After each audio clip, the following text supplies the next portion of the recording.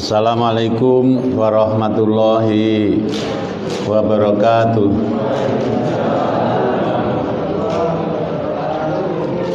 Bismillahirrahmanirrahim. Alhamdulillahirabbil alamin. Alhamdulillahilladzi hadana li hadza wa ma kunna linahtadiya laula an hadanallah. May yahdihillahu fala mudhillalah wa may yudlil falan tajida lahu waliyyan mursyida. Allahumma shalli wa sallim ala nabiyyina Muhammad wa ala alihi wa ashabihi ajmain, amma ba'du. Bapak-bapak, ibu-ibu, jamaah pengajian Ahad pagi Masjid At-Taqwa Menganti, Kabupaten Gresik, yang dirahmati Allah Subhanahu wa taala. Marilah pertama-tama kita bersama-sama memanjatkan puji syukur kehadirat Allah Subhanahu wa taala. Pagi hari ini kita diberi kesehatan sehingga kita bisa hadir di sini dalam keadaan sehat walafiat. Pagi ini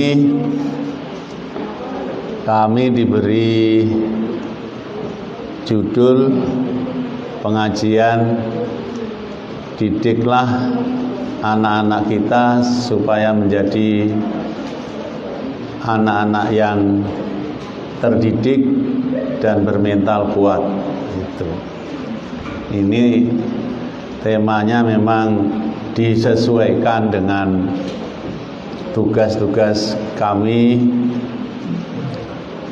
di Komisi 10. Tadi sudah disampaikan oleh Pak Nur Fatoni. Komisi 10 DPR RI itu punya 4 mitra, yaitu Menteri Pendidikan, kemudian Menteri Pemuda dan Olahraga, yang ketiga Menteri Pariwisata dan Ekonomi Kreatif, yang keempat itu Badan Perpustakaan Nasional. Ini banyak berkaitan dengan pembangunan atau pembinaan sumber daya manusia. Nah, sebuah negara itu akan maju atau tidak itu tergantung sumber daya manusianya. Ada riset yang membuktikan bahwa ada negara yang penduduknya banyak, sumber daya alamnya banyak, kaya raya, tetapi tidak kunjung maju.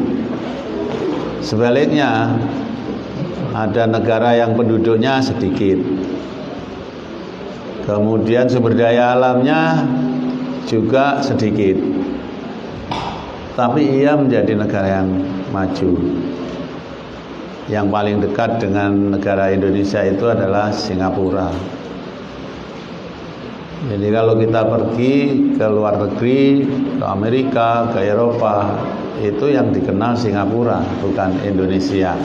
Padahal negaranya besar Indonesia. Indonesia ini luas sekali.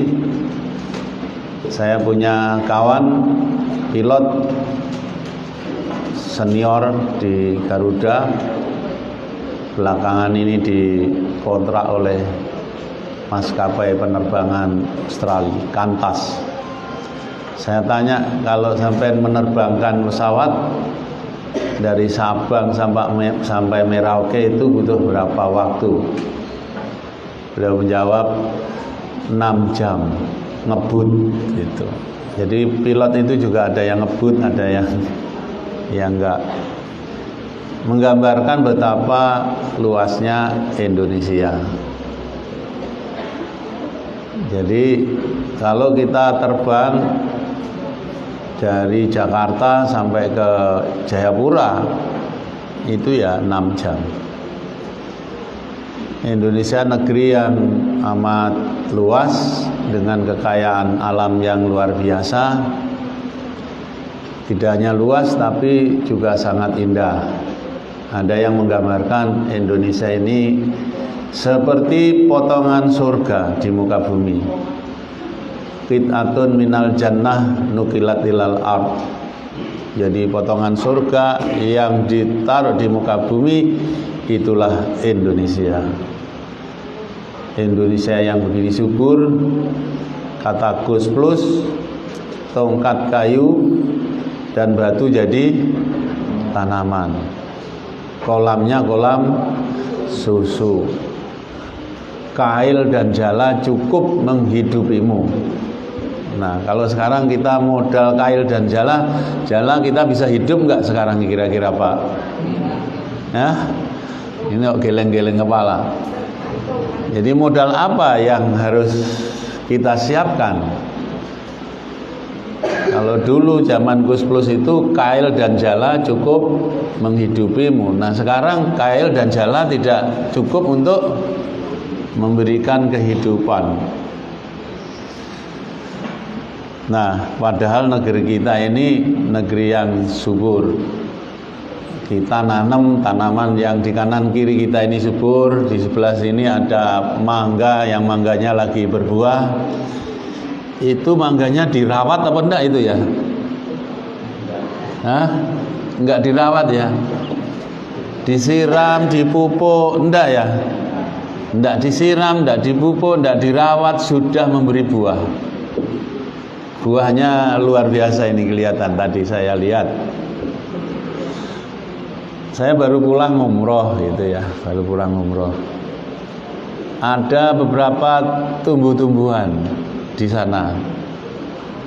Lalu saya terbayang, kira-kira satu pohon yang tumbuh itu membutuhkan biaya berapa? Luar biasa, pasti itu dananya besar untuk mendatangkan air, menyirami air itu. Nah, bandingkan dengan pohon-pohon di sekitar kita yang kita tidak memelihara, itu sudah bisa tumbuh. Nah, pertanyaannya, kenapa mereka lebih maju dari kita, lebih sejahtera dibanding kita, lebih makmur daripada kita? Allah berfirman di dalam Al-Quran, "Walladzi ja'alakum khalaifal ardi wa rafa'a ba'dakum fawqa ba'din darajat liyabluwakum fima atakum." Allah itu menurunkan atau menunjuk khalifah, penguasa di muka bumi, dan mengangkat sebahagian dari hambanya itu,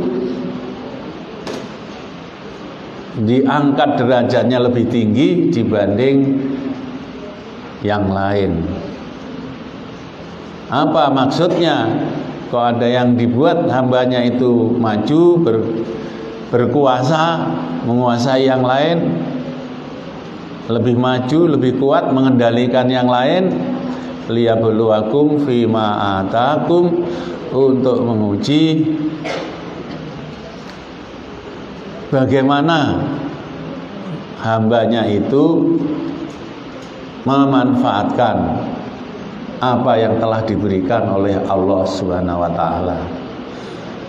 Allah memberikan kepada kita modal, dan modal yang diberikan kepada kita sebagai bangsa Indonesia lebih baik dibanding modal-modal yang diberikan pada orang lain. Diberi modal alam, kemudian tumbuh tanpa dipelihara, sudah bisa memberikan sesuatu yang bermanfaat pada kita. Tetapi kita masih belum menjadi bangsa yang maju. Penduduknya banyak, Indonesia ini, Bapak Ibu sekalian, dilihat dari segi pendidikan. Pendidikan itu salah satunya diukur dari kebiasaan membaca.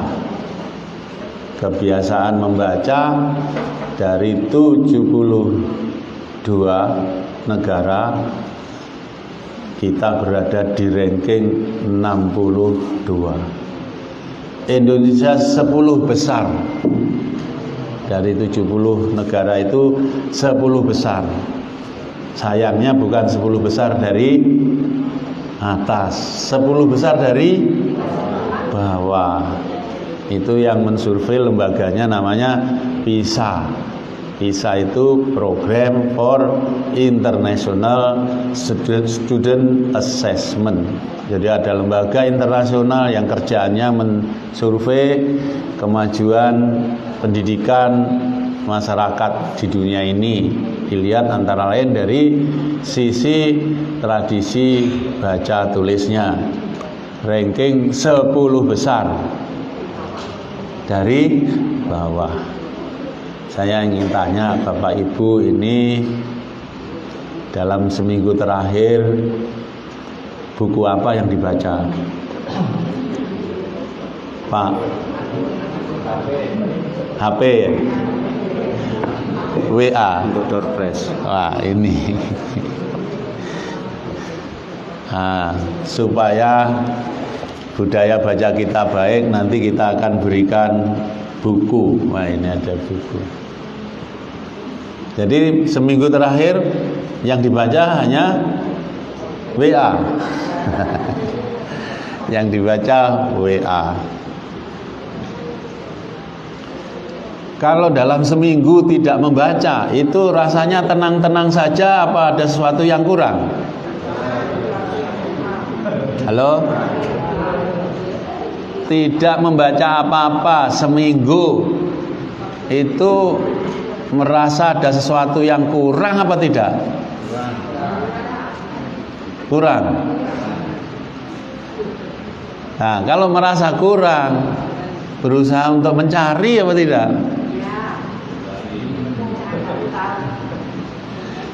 Tidak ada alasan sekarang ini kesulitan mencari sumber bacaan karena ada di HP.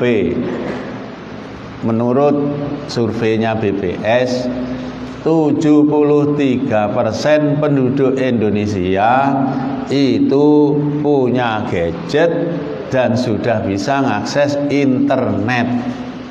Ini semua bawa HP itu ke sini. Wonten paketnya napa boten? Boten wonten pakete. Duwe gadget dan duwe paket ya, cuma nomor telepon mawon nggih. Nah, tapi 73% itu umumnya sudah punya gadget dan bisa akses internet, itu artinya punya paket. Hanya saja ada survei yang lain, surveinya Microsoft.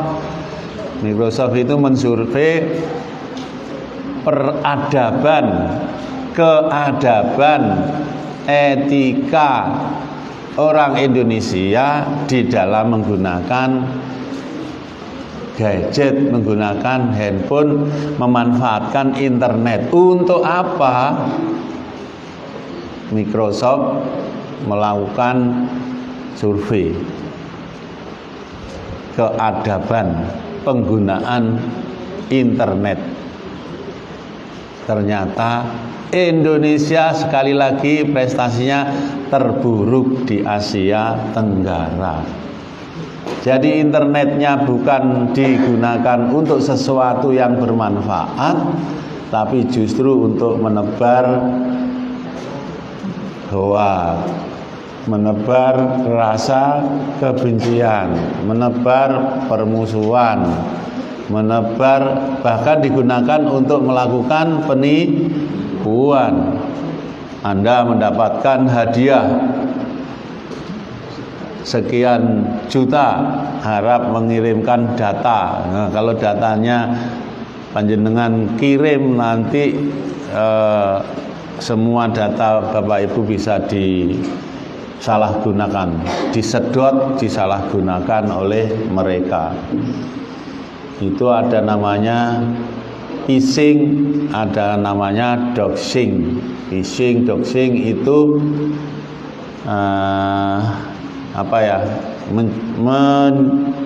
mencari data kita dan kemudian disedot, digunakan.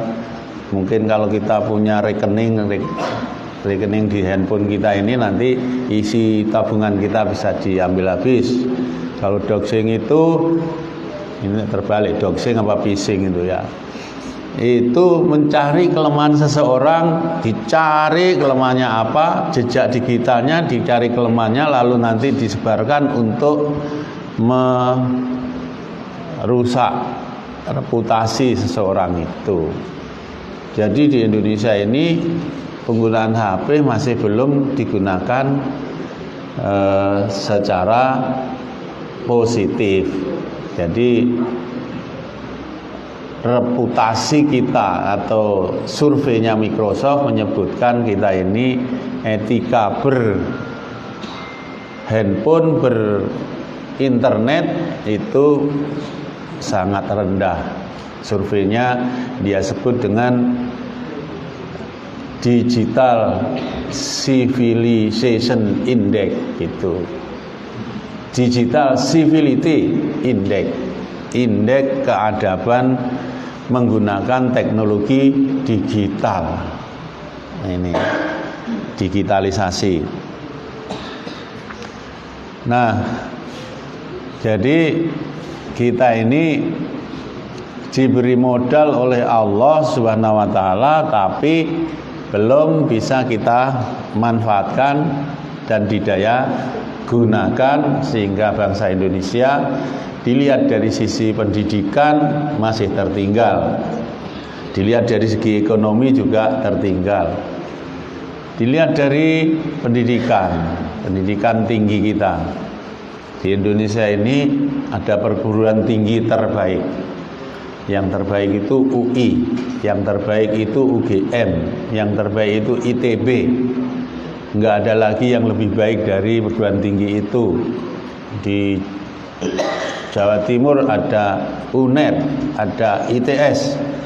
Itu terbaik yang kita miliki. Itu semua masih di bawah 5 perguruan tingginya Malaysia. Jadi ada ranking di dunia ini perguruan tinggi. Malaysia punya perguruan tinggi, 5 perguruan tinggi, lebih baik dari UI, lebih baik dari Gajah Mada, lebih baik dari ITS, lebih baik dari UNER. Ini padahal 15 tahun yang lalu, 20 tahun yang lalu orang-orang Malaysia itu masih belajar ke Indonesia. Tapi sekarang kita belajar ke Malaysia. Anak saya sempat kuliah setahun di Malaysia, enggak kerasan di sana. Minta pindah. Kenapa? Diremehkan. Anak saya enggak tahan diremehkan kalau ngurusi masalah-masalah administrasi itu tidak dihargai. Orang Indonesia di sana enggak dihargai. Sesama Melayu enggak dihargai, enggak tahan itu. Jadi sering sebut ini orang Indon, menyebut Indon. Kita enggak dihargai. Pendidikan mereka lebih maju. Ada 5 universitas di Malaysia lebih bagus. Jadi ini kenapa ya pendidikan kita kurang bagus? Nah, pendidikan kita biasanya salah satu kelemahannya ialah para orang tua itu kalau soal pendidikan diserahkan kepada sekolah. Nggih napa mboten? Jadi punya anak kita sekolahkan, nah pendidikan itu dianggap wah udah urusannya Pak Guru di sekolah, urusannya Bu Guru di sekolah. Orang tua sudah lepas, bapaknya itu sibuk mencari uang, mencari nafkah, ibunya ngurusi rumah tangga, anaknya diurusi Pak Guru dan Bu Guru di sekolah. Nah, ini yang menyebabkan pendidikan kita ini nggak bisa efektif. Karena semua orang tua di Indonesia pada umumnya menganggap pendidikan itu ialah tanggung jawab sekolah. Nah, bangsa Indonesia kemudian gagap setelah terkena wabah pandemi, setelah kena COVID. Akhirnya anak-anak kita tidak bisa belajar di sekolah. Akhirnya harus belajar di rumah. Apa itu istilahnya belajar dari rumah itu? Daring, belajar daring. Kalau yang bekerja WFH, work from home. Ini learning from home. Nah, itu ya, belajar dari rumah. Nah, di rumah akhirnya anak-anak kita tidak bisa belajar, tidak didampingi guru. Biasanya anak-anak belajar, baru belajar kalau ada gurunya. Kalau ada gurunya, anak-anak kita di sekolah juga oleh guru-gurunya. Ini tolong angkat tangan yang jadi guru. Halo, ada yang jadi guru? Enggak ada? Oh. Di sekolah anak-anak itu tidak pernah dididik jadi anak yang mandiri belajar, selalu diawasi, sehingga kemudian ketika COVID harus belajar di rumah, tidak ada yang ngawasi, orang tuanya tidak bisa ngawasi, tidak bisa bantu belajar, orang tuanya membuka laptop saja nggak bisa, buka saja itu loh tidak bisa. Lah kok mau ngajari? Anak-anak sekarang lebih pintar buka laptop. Terus mau ngajari belajar apa nak? Matematika. Lah bapaknya, mboknya nggak paham matematika. Nah, anaknya mau belajar sendiri, tidak terbiasa dilatih belajar mandiri oleh gurunya. Selalu belajar ditungguin gitu kan. Ditungguin. Kalau tidak ada gurunya juga tidak belajar. Itu terjadi di Indonesia. Akhirnya Indonesia itu mengalami apa yang disebut dengan learning loss. Learning loss itu tidak belajar selama COVID. Tidak terjadi proses pembelajaran. Guru yang baik itu di sekolah tidak hanya dituntut untuk berfungsi menjadi guru. Di sekolah kalau bisa guru itu juga mengganti fungsi orang tua. Jadi murid itu juga dijadikan muridku juga anakku. Itu guru yang baik. Di rumah jangan hanya orang tua itu menjalankan tugas sebagai orang tua. Orang tua juga harus bisa menjadi guru. Sehingga anak-anak kita bisa mengatakan bapakku ya guruku, embokku ya guruku. Embok itu apa toh? Emak. Kalau Gresik ini apa toh? Emak ya. Emakku ya guruku. Jujur saja Bapak Ibu sekalian, saya sekarang baru berani ngaku. Karena saya sekarang profesor. Makanya saya berani ngaku. Dulu saya baru bisa membaca itu kelas 4 SD MI waktu itu. Kelas 3 itu saya belum bisa baca. Saya ngakunya sekarang karena sudah profesor. Kalau belum profesor ngaku-ngaku kelas 4 baru bisa baca, oh ini orang gedang godok ini. Saya kelas 3 belum bisa baca. Oleh guru saya dinaikkan ke kelas, saya bilang kepada ibu saya, Bu, aku malu naik kelas 4. Kelas 4 kok belum bisa baca. Tolong diantar ke sekolah. Saya tidak mau naik kelas. Saya minta diantar oleh ibu saya. Lalu diantar oleh ibu saya ke sekolah. minta supaya saya tetap di kelas 3, tidak dinaikkan di kelas 4. Apa kata guru saya? Tidak bisa, ini sudah keputusan. Saya malu, kelas 4 kok belum bisa baca. Kalau belum bisa baca ya belajar. Wah, akhirnya saya terpaksa harus naik kelas 4. Karena rasa malu maka saya belajar. Yang ngajari kalau di rumah yang ngajari ya mbok saya itu, emak saya itu. Jadi emak saya tidak hanya ibu saya tapi juga guru saya. Jadi orang tua itu jangan hanya merasa menjadi orang tua, tapi juga harus bisa merasa menjadi guru.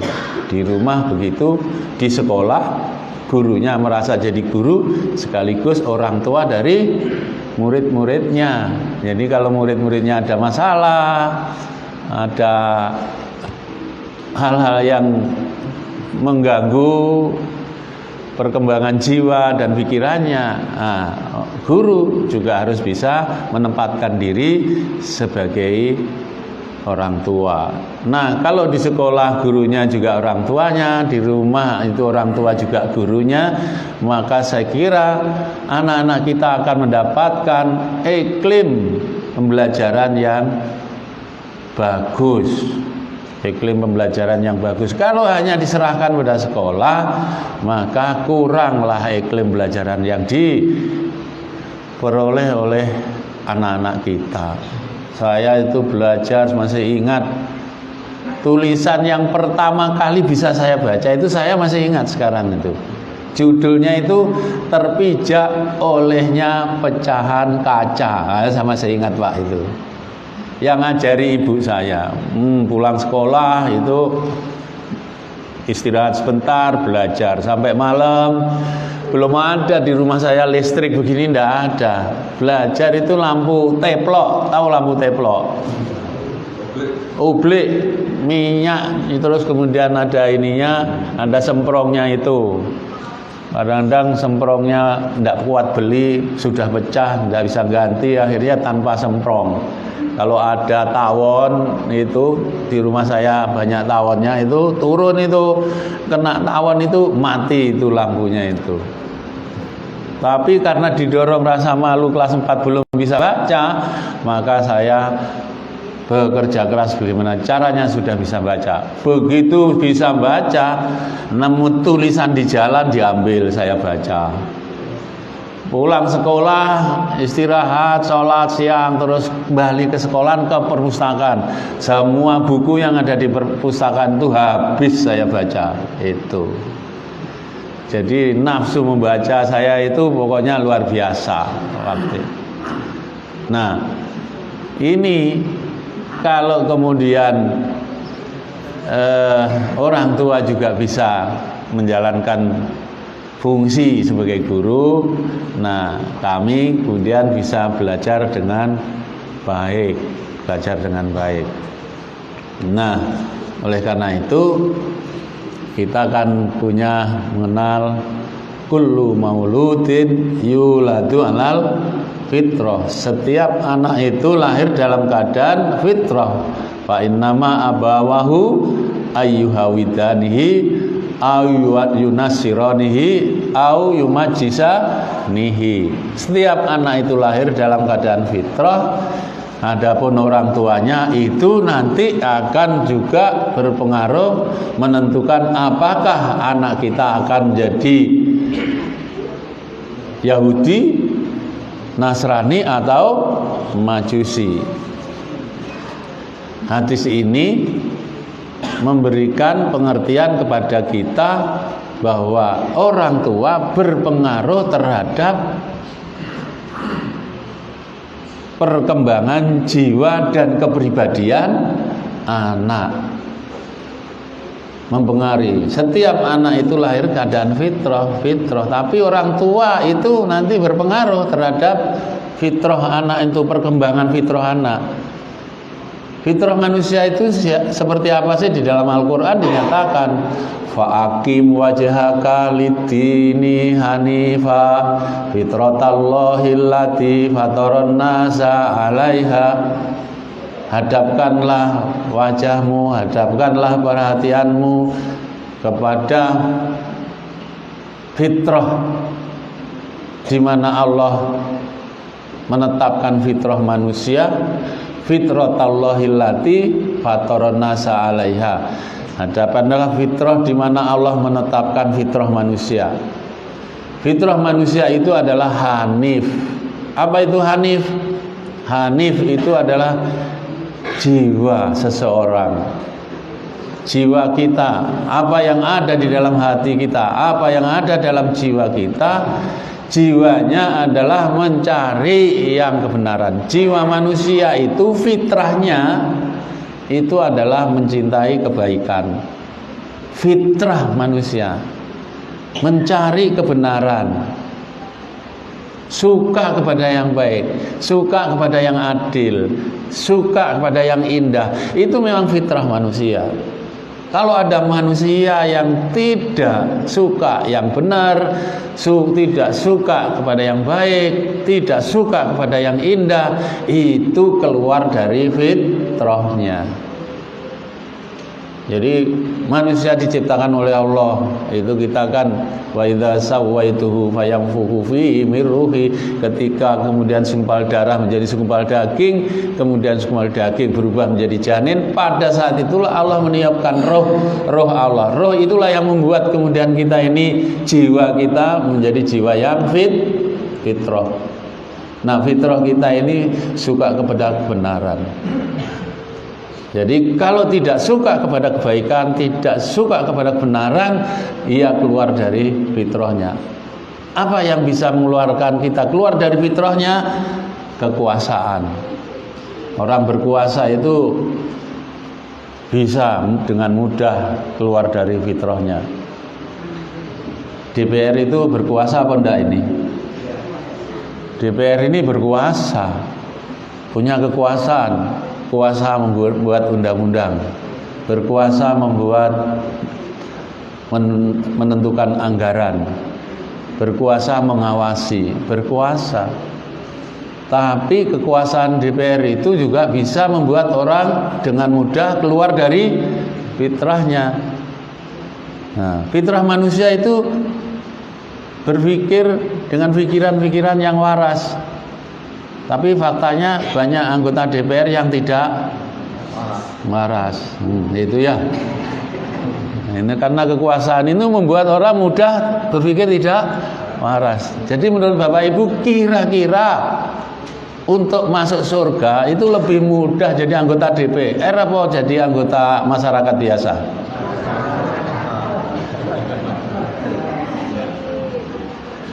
Kalau jadi anggota masyarakat biasa, maka berarti saya jadi anggota DPR ini lebih sulit nanti membuka pintu surga. Ini siapa yang ingin masuk surga? Tolong angkat tangan. Semua angkat tangan ya kalau ya. Coba angkat tangan, siapa yang ingin masuk surga? Ya tahu semua. Nah, pertanyaan kedua, siapa yang ingin jadi anggota DPR? Angkat tangan. Cuma dua, ibu-ibu dua, bapak satu. Jadi mana lebih cepat, lebih mudah membuka pintu surga? Jadi anggota DPR atau jadi pedagang, petani atau guru?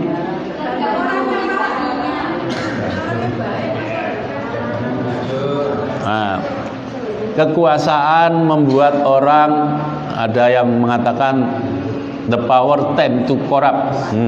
Kekuasaan itu cenderung membawa orang untuk korupsi. Korupsi itu fitrah apa bukan? Bukan. Orang yang korup itu hati kecilnya sadar kalau itu tidak benar, itu sadar hati kecilnya. Karena fitrahnya orang itu berpikir benar, bersikap benar, berpihak kepada yang benar. Kalau korupsi dia nggak benar. Tapi kekuasaan membuat tidak benar atau keluar dari fitrahnya. Mengapa anggota DPR itu kok mudah berpikir tidak waras itu ya? Kalau saya perhatikan antara lain perilaku masyarakat juga saya menilai ya belum waras. Karena waktu pemilu dari rumah berangkat ke TPS niatnya Bismillahirrahmanirrahim, maju tak gentar, nyoblos yang nah ini padahal fitrah itu berpihak kepada yang benar. Mestinya maju tak gentar, nyoblos yang benar. Nah, itu. Tapi karena maju tak gentar, nyoblos yang bayar, akhirnya nah itu banyak anggota DPR yang tidak waras.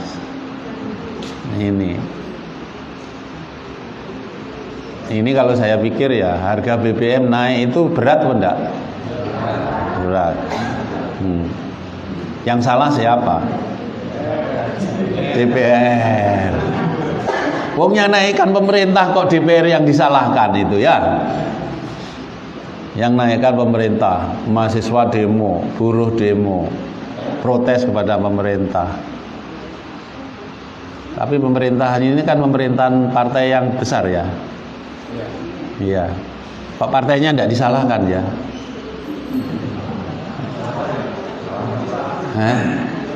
Pemerintah ini yang menentukan, yang dipilih banyaknya, yang banyak yang jadi menteri, yang jadi pejabat itu ya pejabatnya partai besar. Partai kecil itu paling dikasih menteri ya satu lah gitu. Itu pun hasil reshuffle, tidak mulai awal itu. Ya toh?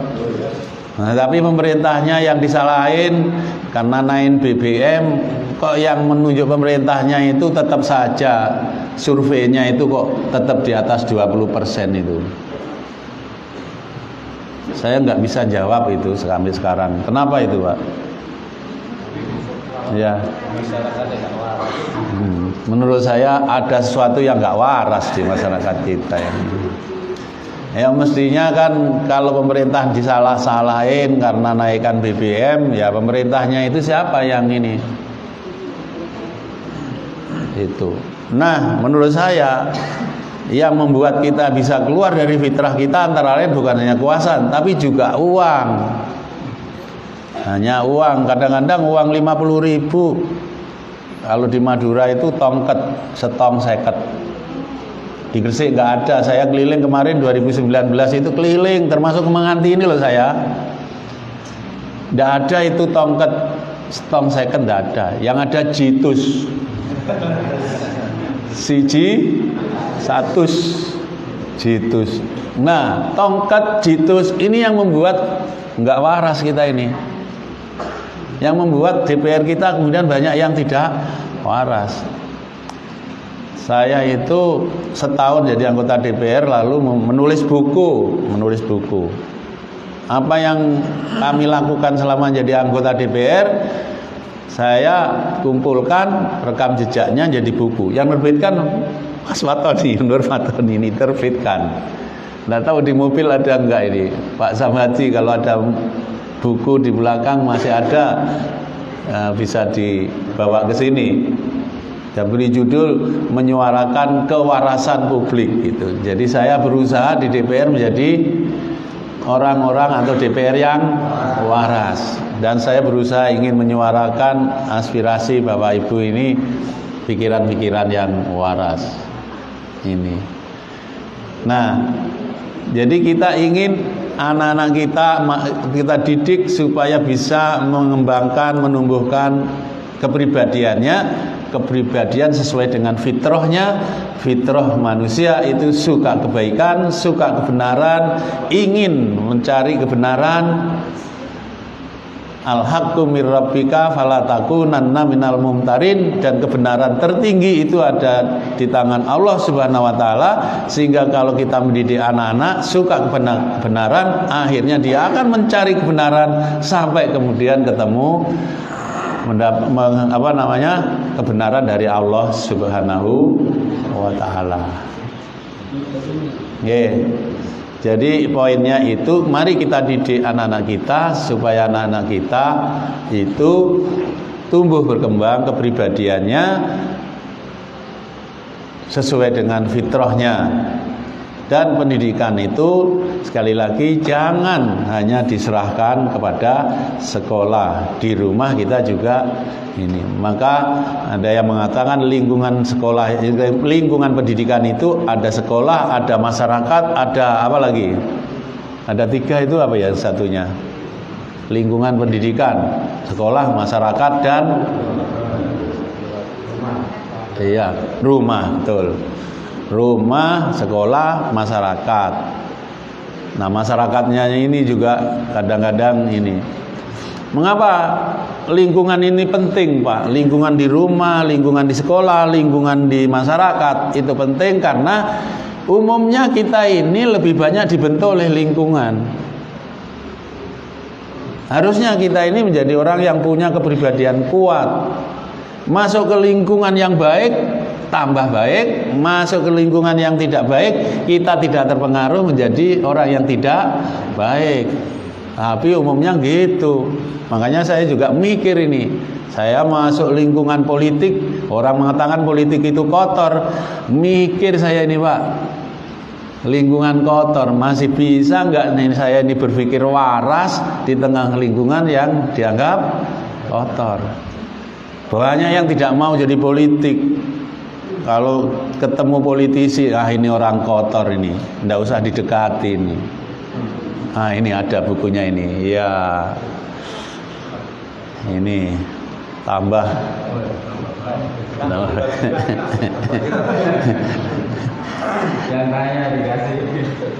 Kalau dibagi nggak cukup. Cara baginya gimana nih nanti?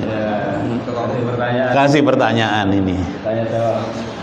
Baik, masih ada waktu 10 menit atau 15 menit. 15 menit. Oke. Siapa yang bertanya mendapat buku. Wah, ini monggo. Ini mic-nya bisa dipinjamkan. Ya.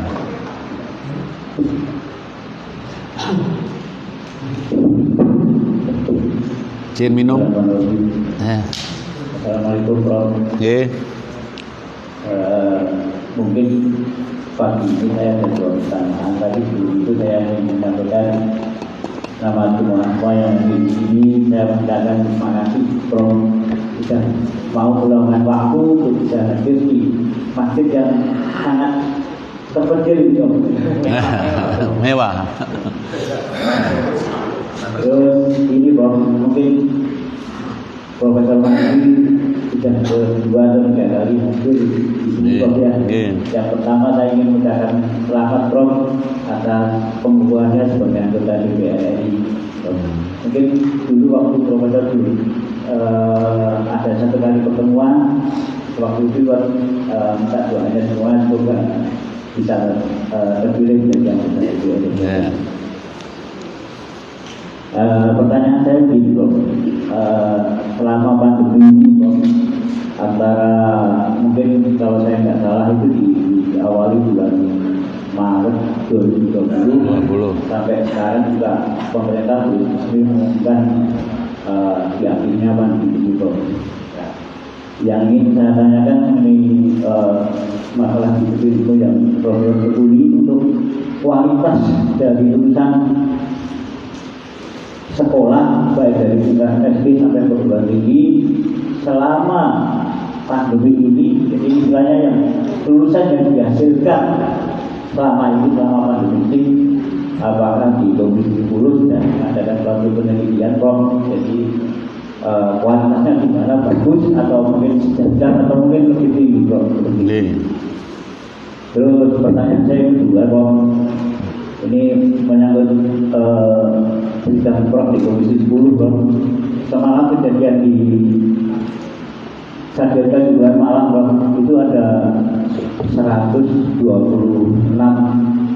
ya, kalau data seperti itu yang saya lihat dari kejiwaan itu meninggal akibat kerusuhan, jadi akibat kekecewaan yang diterima oleh Arema Malang Bang. Nah, saya akan titip baca, mungkin nanti kalau ada dengar pendapat dengan Menpora Prof, hari ini ditanyakan kenapa kok bisa terjadi seperti itu. Demikian pertanyaan saya, Prof. Terima kasih. Assalamualaikum warahmatullahi wabarakatuh. Assalamualaikum. Pertanyaan berikutnya dulu. Saya tampung dulu. Iya. Oke, langsung. Karena saya Oh, ini nanti setelah itu Bapak. Banyak yang tanya. Oke. Yang pertama, Tolong bantu nulis Pak, nanti lupa pertanyaannya. sebagai anggota masyarakat, kita ingin tahu apa yang harus kita lakukan menyikapi kenaikan BBM.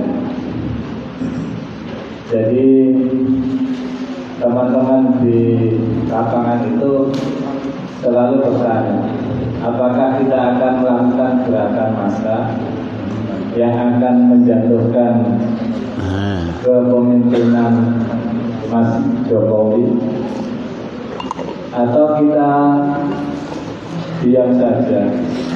Karena ada keresahan juga ketika terjadi reformasi, semua orang baik itu termasuk Pak Amin Rais berada di garda terdepan. Tiba-tiba setelah reformasi, yang menikmati hasilnya, yang menang pemilu itu malah PDI. Padahal PDI nggak ikut berada di garda terdepan untuk menjatuhkan kepemimpinan Pak Harto. Dan banyak teman-teman yang ketika mau menyuarakan aspirasi untuk BBM ini jangan-jangan sudah ada settingan oleh oligarki, memang biar terjadi chaos, nanti yang ngampani, yang akan mengambil alih juga orang-orang dari lingkaran kekuasaan. Jadi kita ingin informasi dari pusat, dari anggota DPR untuk mencerahkan kita semua. Saja ini ate laku aku. Kira-kira begitu Pak. Ketika nanti ke ibu-ibu dulu. Ibu-ibu dulu mic-nya. Oh, ibu-ibu juga 3 ini. Ya, boleh 3-3-nya pendek-pendek saja ya. Jadi biar semua bisa bertanya. Namanya Bu? Nama saya Ibu Tati. Assalamualaikum warahmatullahi wabarakatuh. Waalaikumsalam. Menanggapi pertanyaan Bapak yang terakhir, saya tidak tahu Bapak siapa itu.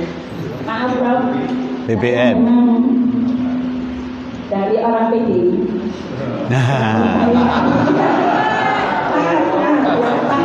Tidak apa-apa. Dan saya ini adalah pejuang reformasi. Saya Tokonowo, maaf, saya nggak menyombongkan diri. Saya nggak pernah berbicara di lingkungan Sido Jangkung ini bahwa saya ini orang PDI, bahwa saya ini orang pejuang reformasi, dan saya mati-matian karena saya Tokonowo. Terutama di Pandeglang, mulai tahun 92 sampai tahun 98. Apa katanya pemerintah? Saya termasuk ekstrim, dibunuh. Dengan menampilkan gambar Bung Karno saja, saya sudah di telinga saya sudah ada perkataan bunuh. Maka saya menurunkan gambar penyambung lidah rakyat, karena saya anaknya orang PNI, bapak saya berjuang PNI, jadi saya meneruskan. Saya tidak menginginkan jabatan dari DPR atau apapun. Saya berjuang sehingga bisa menjadi presiden, itu sudah kebanggaan bagi keluarga saya. Itu pun saya mengeluarkan dana pribadi tanpa dana dari pemerintah. Jadi saya maaf, memang kalau saya selama saya memang ingin menjadi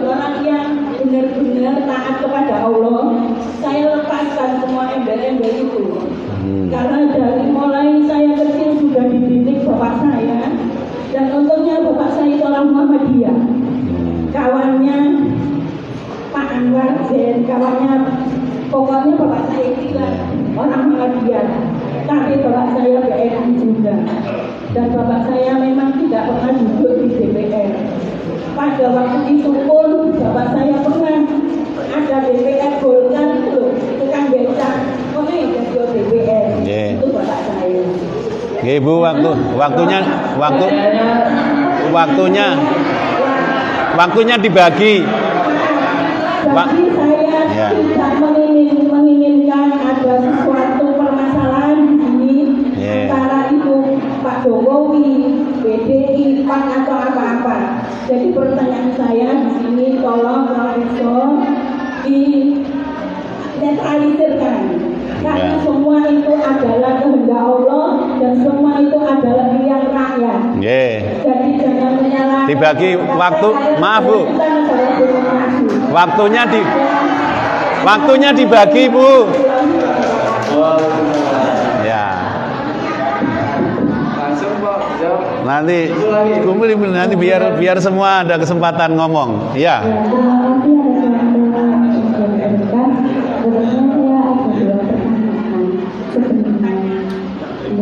Yang pertama, sebagai tenaga kependidikan, saya juga sering merasa bingung kenapa setiap ganti menteri itu ganti lagi aturannya. Ganti menteri ganti lagi. Oh ya. Begitu. Jadi orang itu baru saja beradaptasi, tapi dia harus dipaksa dengan metode yang baru lagi. Kita pun baru beradaptasi, dipaksa lagi belajar dengan yang baru lagi.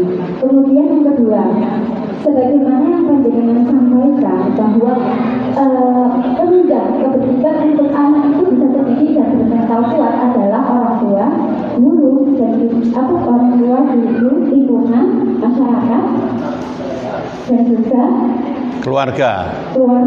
Nah, ini tadi yang saya garis adalah lingkungan atau masyarakat. Nah, dewasa ini bahwasanya masyarakat, terutama media, ini tidak menampilkan hal-hal yang patut untuk dicontoh. Nah, bisakah DPR, panjenengan selaku sekarang duduk di atas tingkatan sebagai DPR dan teman-teman, bisakah media itu kembali untuk menampilkan hal-hal yang bisa membuat orang tua, nanti saya itu berperan untuk mendidik anak supaya anak saya itu bisa isinya sudah ditangkap. Berbagi waktu dengan yang lain. Ibu satu. Ini banyak ini. Pendek-pendek ya Bu ya. Pendek-pendek biar semua. Banyak ya. Iya.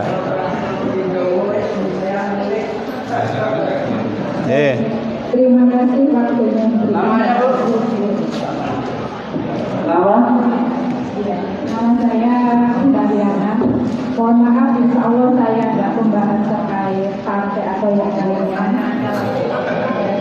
Saya kembali ke tema, ya temanya terkait dengan mendidik anak. Nah, yang kami tanyakan Prof terkait anak-anak yang dengan tema hari ini ya, mencetak anak yang tangguh. Jujur kita lihat kondisi saat ini ya, anak-anak itu generasi strawberry. Artinya kelihatan cantik, indah, tapi rapuh. Dan itu kita lihat juga dari anak-anak usia SD, bahkan mahasiswa juga terlihat seperti ini Prof. Kemandiriannya, tanggung jawabnya itu masih ketika ada tekanan sedikit mereka mencoba lari dari kenyataan. Ini kira-kira dari pemerintah ataupun dari pengalaman profesor untuk menghadapi generasi-generasi ke depan yang seperti generasi yang rapuh, kurang tanggung, kira-kira bagaimana?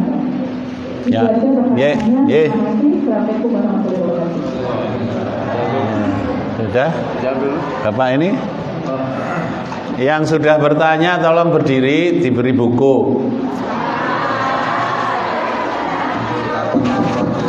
Bukunya apa ada? Ya.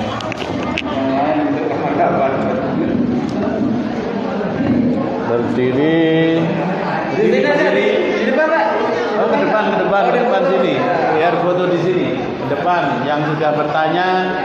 Tapi ibu di sana gimana ke sini? Ya, Bapak yang salah. Oke, monggo sini. Ibu-ibu boleh, Bu. Sebelah sini, Bu. Oh, di situ aja. Nah. Yang Bapak cuma berdua ini. Ya. Masih banyak. Ini fotonya.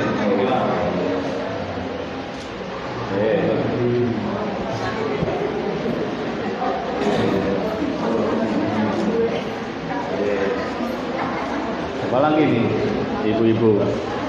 Oh, tiga.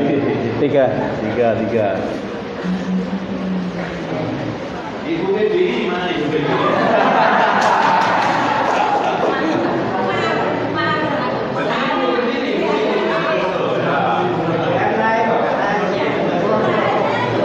Bentar, ada yang mundur nih.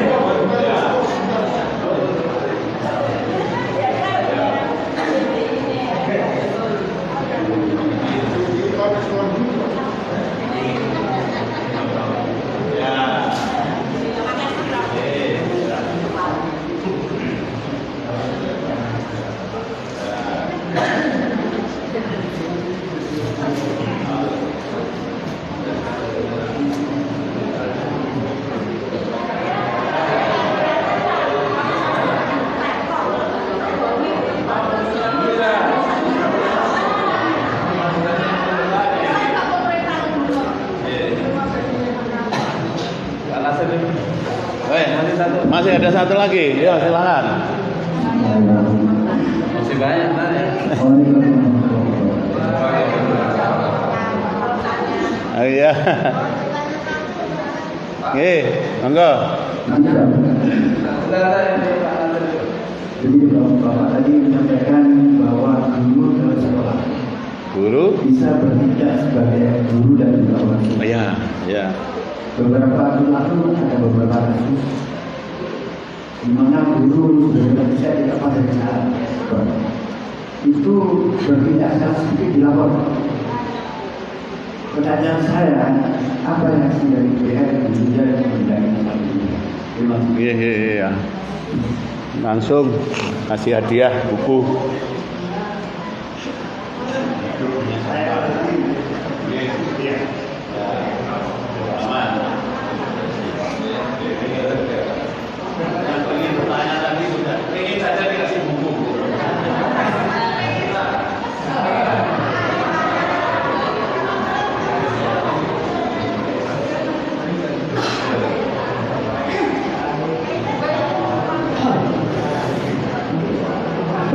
Baik, saya jawab pertanyaan yang pertama. Tadi apa yang pertama ini, Pak?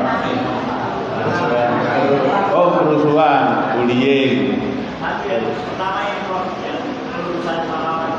Oh iya, pandemi membuat learning loss, Pak. Learning loss itu pembelajaran kita ya, anak-anak kita menjadi anak-anak yang tidak terdidik, sehingga kemudian masyarakat mendorong agar dikembalikan pembelajaran segera bisa dilakukan tatap muka. Ini walaupun Menteri kemarin tadi sudah disinggung sedikit, Menteri baru pidato di PBB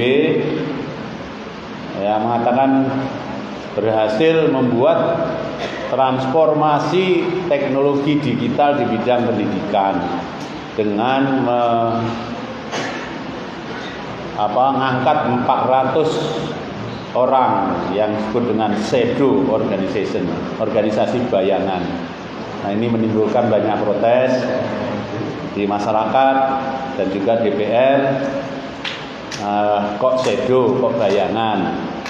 Nah, bagaimana dengan lembaga-lembaga yang ada sekarang? Berarti dianggap lembaga yang ada itu tidak bisa, lalu terpaksa membuat organisasi bayangan.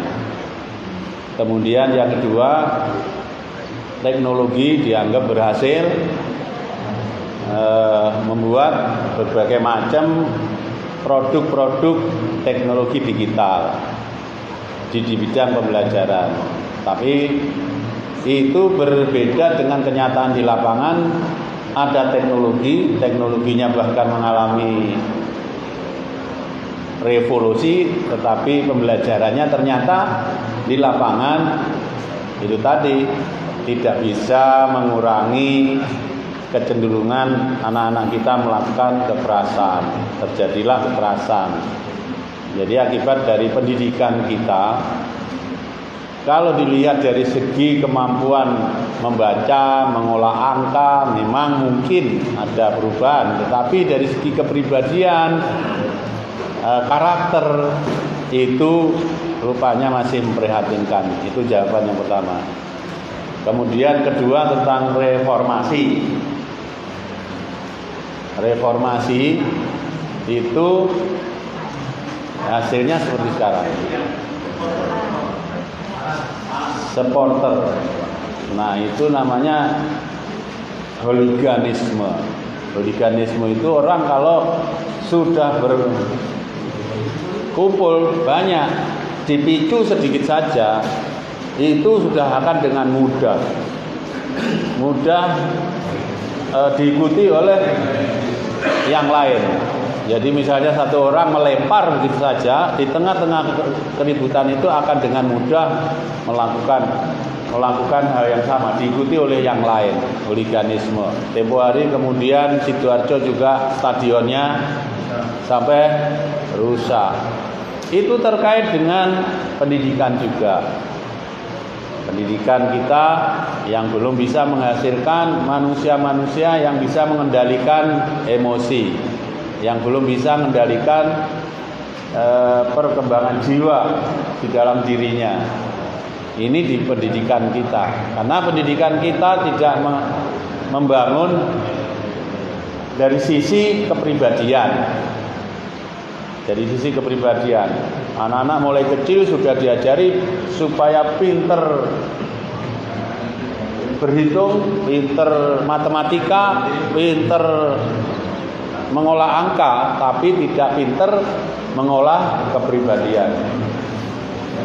Di sekolah saya belum tahu sekolah mana yang bisa membuat anak didiknya SD, SMP apa SMA, kalau ulangan tidak diawasi, nggak nyontek. Saya pengen tahu apa ada di Menganti sekolahan yang gurunya tidak ngawasi ulangan, anaknya tidak nyontek. Saya pengen tahu. Anak saya pernah di Australia pertukaran pelajar, setahun sekolah di sana. Di sana disuruh jadi guru bahasa Indonesia. Saya tanya, kamu tidak pernah jadi guru? Gimana kamu ngajar? Ya aku ngajar di sini, niru guru di sini ngajar. Gimana guru sini ngajar? Di situ ngajar.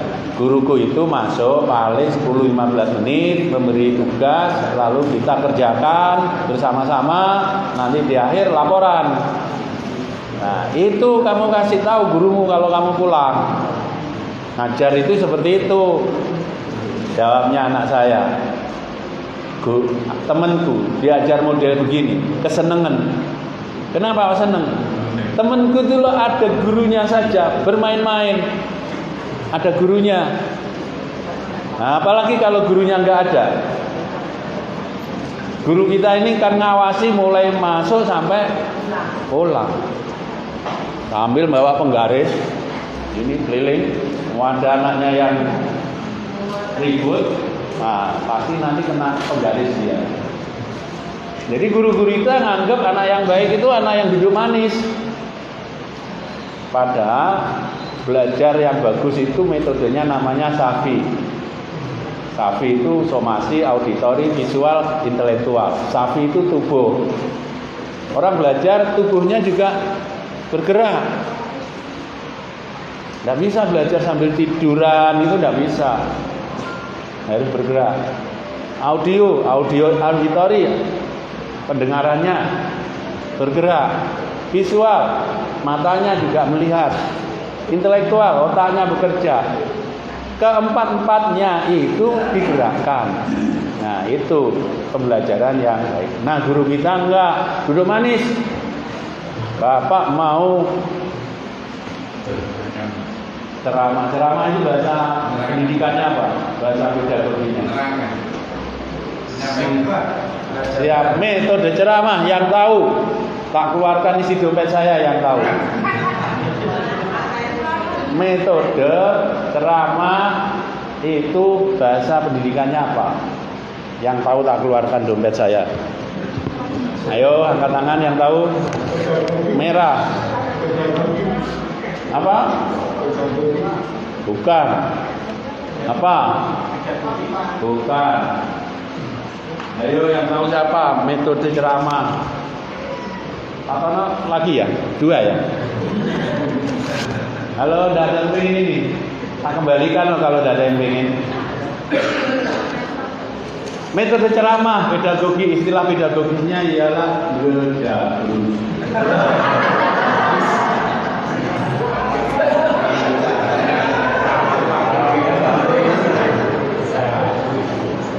Nah, metodenya gedabrus kok.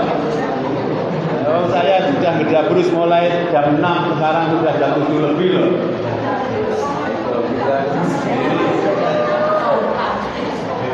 Jangan-jangan pulang sudah lupa. Oke, gitu Pak ya, pembelajaran. Yang saya untuk Menpora tadi itu. Ya nanti saya sampaikan ke Menpora hooliganisme. Tapi Menpora, nah pasti saya minta tolong kepada Menteri Pendidikan, tolong dididik yang baik. Gitu kira-kira jawabannya. Yang PDI, ibu apa namanya Bu? Bu Tati, saya ingin sampai yang jadi ketua PDI. Kalau yang jadi ketua seperti sampean nggak akan ada BBM naik itu. Gitu. Ayo Bu, saya berjuang, saya dukung sampean. Saya orang PAN tapi dukung sampean jadi ketua PDI. Gimana? Setuju? Setuju semua Bu.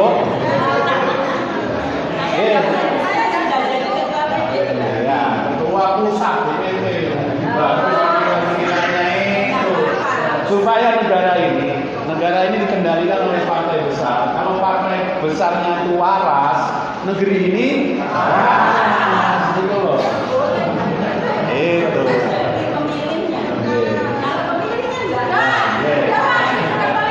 Langsung ibu-ibu ini ganti kurikulum, ganti pejabat, ganti kurikulum. Sebetulnya perubahan itu sebetulnya bukan sesuatu yang perlu ditakuti, tetapi melakukan perubahan harus dilakukan dengan perhitungan yang bagus. Oleh karena itu, istilahnya kalau kita ini kan menteri kalau melakukan perubahan kurikulum, kita minta ada naskah akademiknya. Apa naskah akademik? Dilakukan kajian. Ada kajiannya, ada datanya, dianalisa kekuatannya apa, kelemahannya apa, maka solusinya apa. Ini perubahan-perubahan. Menteri Pendidikan ini sekarang punya 22 episode perubahan yang banyak diantaranya tidak dilakukan, tidak didasari naskah akademik yang baik. Yang terakhir RUU Sisdiknas ini bikin ribut orang.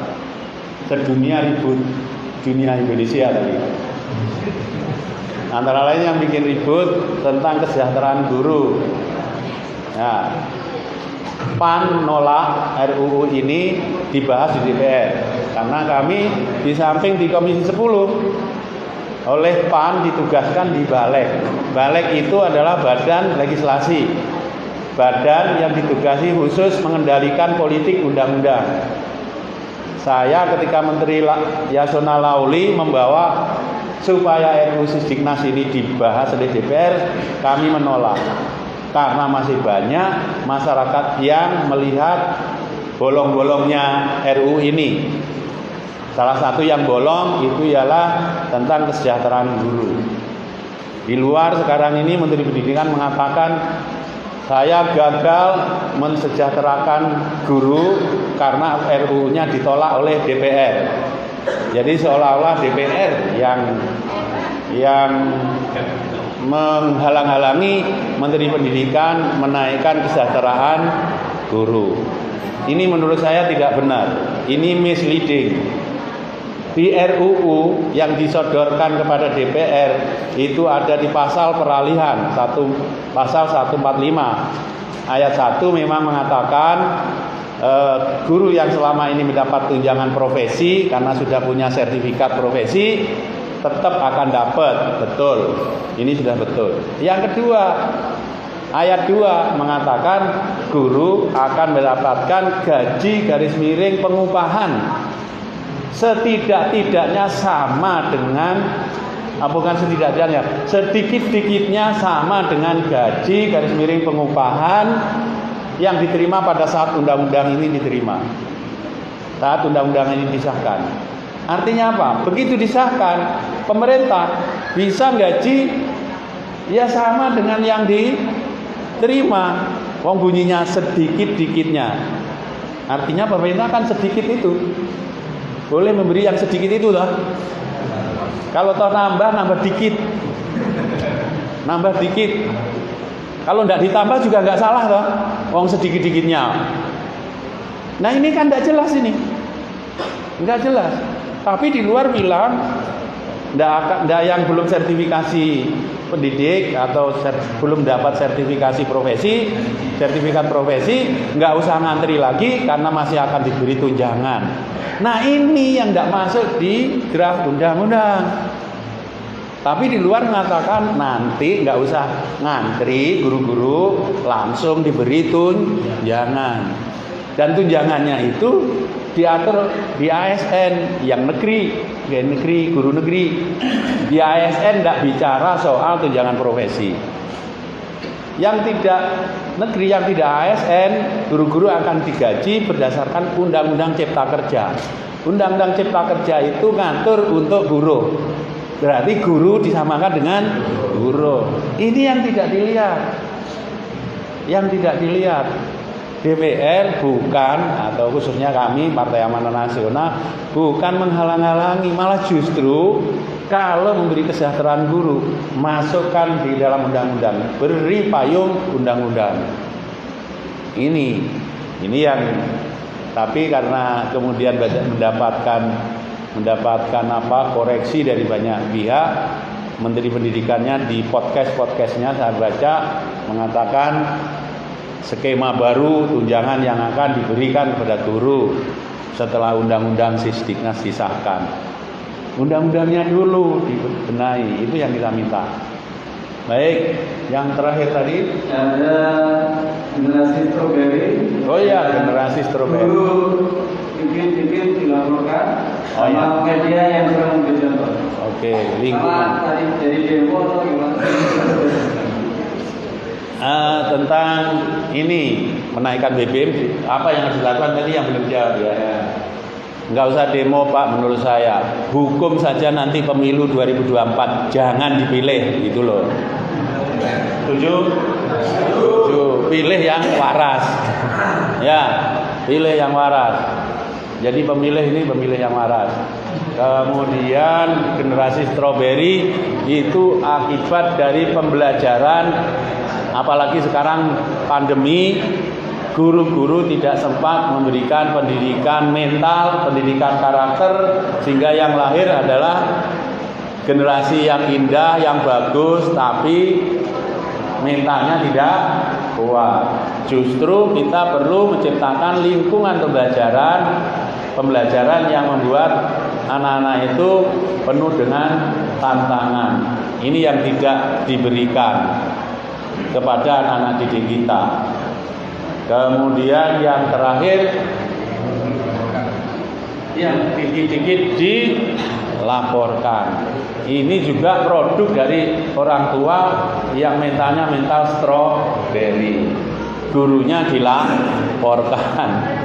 Tapi gurunya juga harusnya guru itu tidak menggunakan kekerasan. Jadi jangan guru menggunakan kekerasan di dalam mendidik anaknya. Ada beberapa contoh, beberapa kisah. Ada anak terlambat. Sekali diperingatkan, besoknya masih terlambat, buat gurunya marah. Sudah 2 kali diingatkan, besoknya lagi terlambat. Yang ketika terlambat, maka kemarahannya guru tidak lagi dikendalikan. Kemudian yang keluar apa? Emosinya. Gurunya emosi. Menggunakan apa? Menggunakan kekerasan, dipukul. Anaknya dipukul itu juga tidak mengeluh. Tidak mengeluh. Malah menerima hukuman itu. Suatu saat, ini rupanya hidayah ya, Allah mempertemukan si guru ini dengan keluarga anak itu.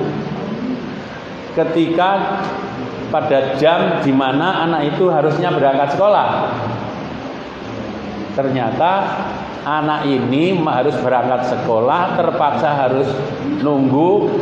Kamu harus berangkat, kenapa?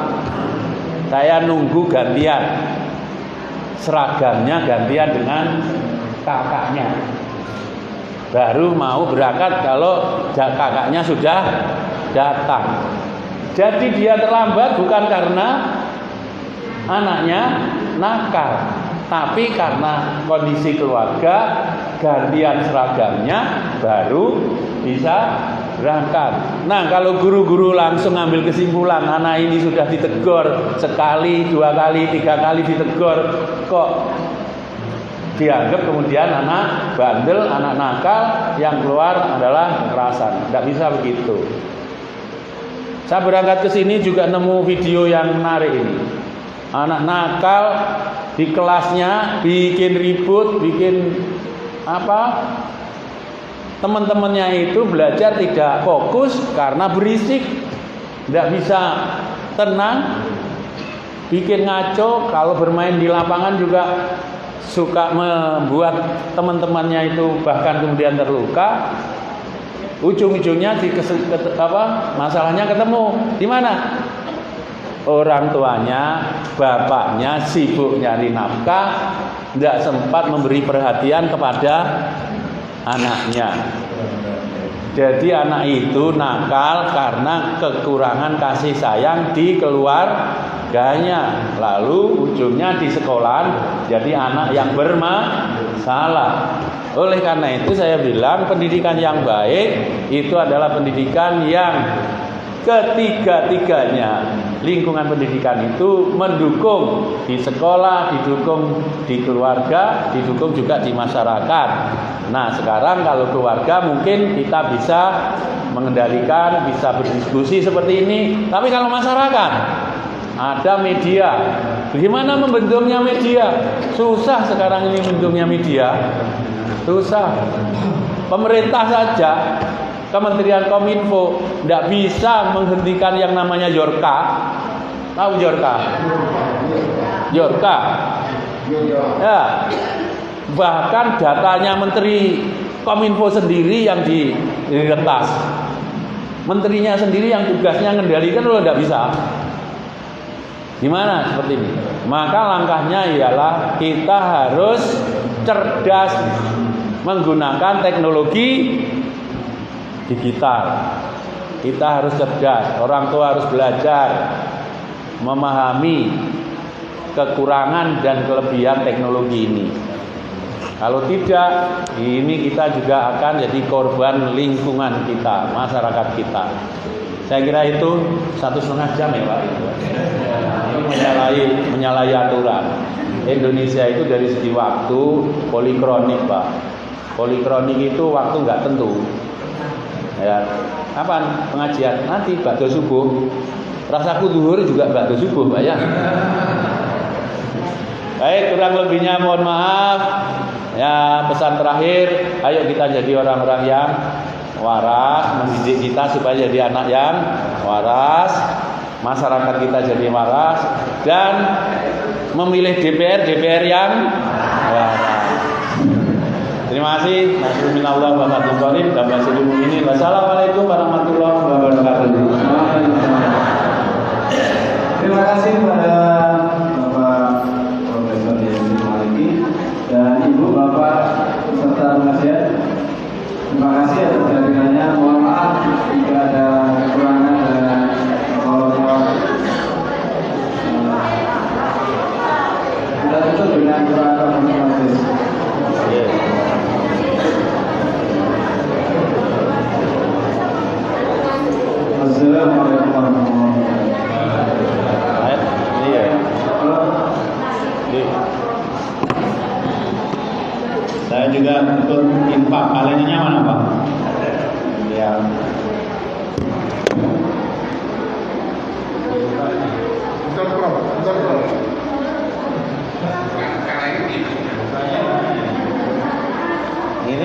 masuk ini.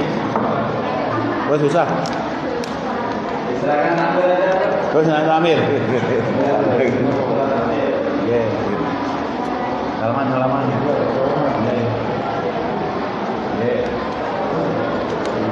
Terima kasih. Nggih. Barokah. Amin.